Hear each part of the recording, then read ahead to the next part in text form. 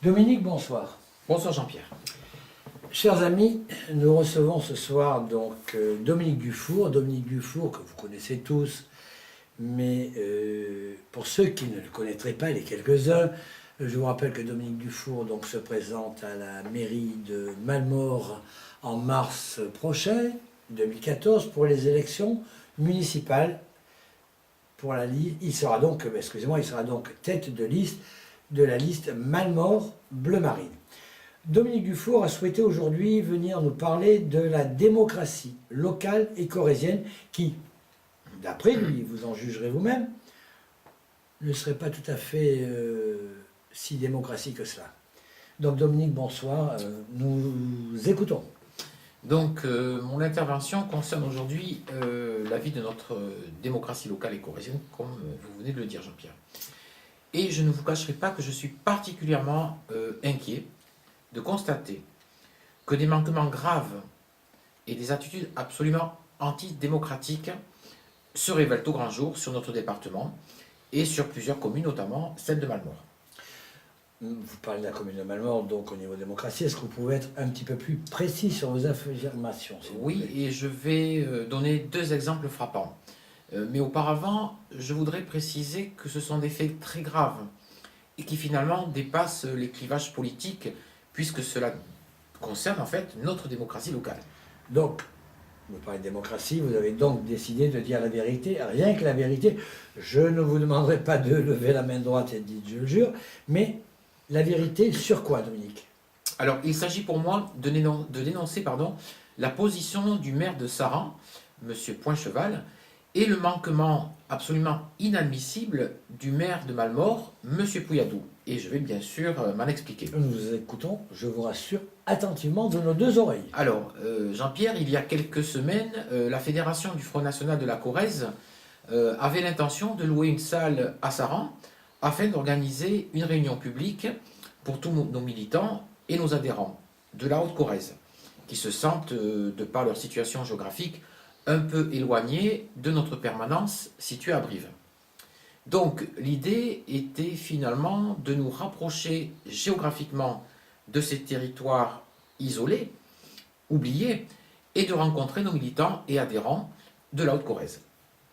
Or, et à mon grand étonnement, le maire de Saran a tout simplement refusé, je dis bien refusé, de nous louer une salle pour organiser donc notre réunion publique.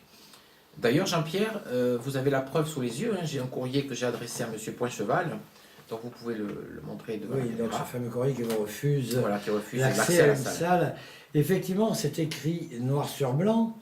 Je vous le montre, chers amis, je ne sais pas, c'est pas du tout évident, je ne suis pas un spécialiste des prises de vue et de la vidéo, mais ce courrier, effectivement, ce que vient de dire Dominique Dufour, c'est écrit noir sur blanc. Et je rappelle que ce courrier ainsi que votre réponse, Dominique, est déjà sur le site fn19.fr. Alors, chers amis, si vous souhaitez le consulter, rendez-vous donc sur fn19.fr dans la rubrique Forum, puis Discussion, puis ensuite vous aurez le courrier de la mairie de Saran. Toutefois, pour les personnes qui n'auraient pas Internet, je vous propose de me passer un petit coup de fil au 06 95 96 70 97 et ce courrier sera à ce moment-là tout simplement à votre disposition. Je vous le ferai parvenir par voie postale avec le plus grand plaisir. Mais si vous me le permettez, Dominique, revenons aux raisons de ce refus de vous louer une salle pour votre réunion publique en Haute-Corrèze, plus précisément à Saran. Quelle est réellement la motivation du maire de Saran, M. Poincheval, pour vous refuser une simple location de salle de façon démocratique? Alors, la raison évoquée pour justifier ce refus est purement et simplement honteuse.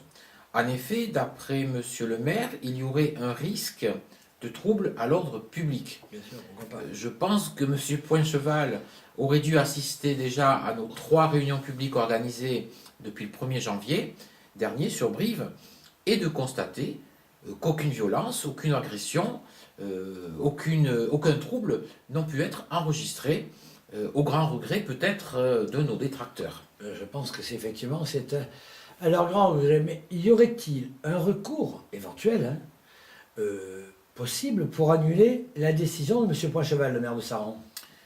C'est effectivement une possibilité et nous réfléchissons donc sur un recours en justice devant le tribunal administratif.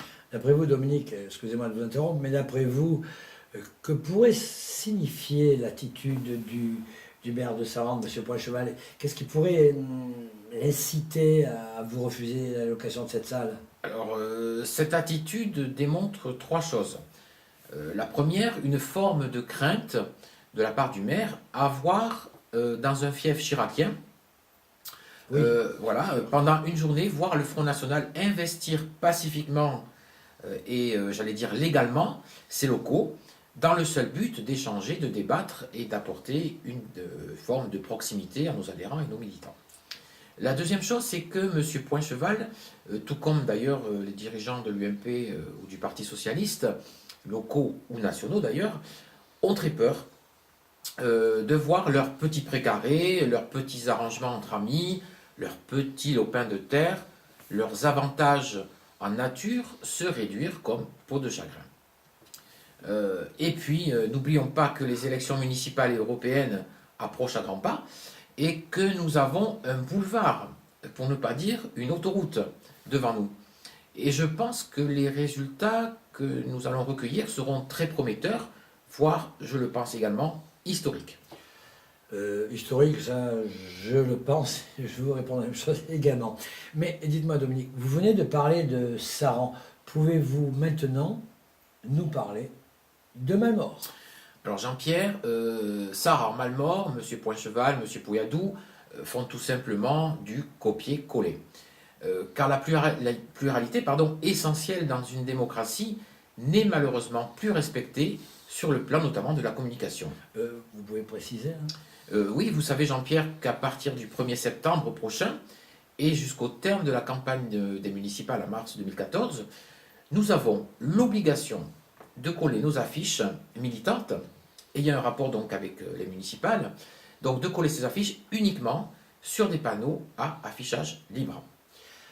Et réservé donc à cet effet. C'est exact, mais quel est donc le problème, puisqu'il y a obligation, je dis bien obligation par la loi, d'implanter des panneaux d'affichage libre, je précise bien, dans toutes les communes?